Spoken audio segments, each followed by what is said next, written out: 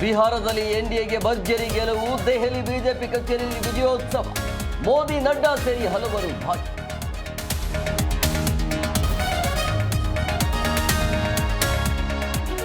ಬಿಹಾರದಲ್ಲಿ ವಿಪಕ್ಷಗಳು ಧೂಳಿಪಟ, ರೈತರು, ಮಹಿಳೆಯರು, ಯುವಕರಿಗೆ ಅಭಿನಂದನೆ, ನಾವು ನಿಮ್ಮ ಸೇವಕರೆಂದು ಮೋದಿ ಭಾಷಣ.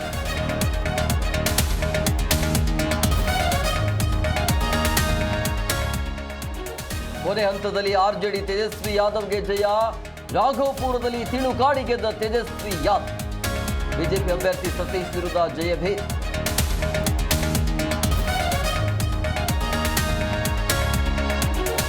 ಬಿಹಾರದಲ್ಲಿ ಚುರುಕಾದ ರಾಜಕೀಯ ಚಟುವಟಿಕೆ, ಮುಖ್ಯಮಂತ್ರಿ ನಿತೀಶ್ ಮನೆಗೆ ಡಿಸಿಎಂ ದೌಡ್, ಬಿಜೆಪಿಗೆ ಸಿಎಂ ಪಟ್ಟ ನೀಡುವಂತೆ ಚರ್ಚೆ.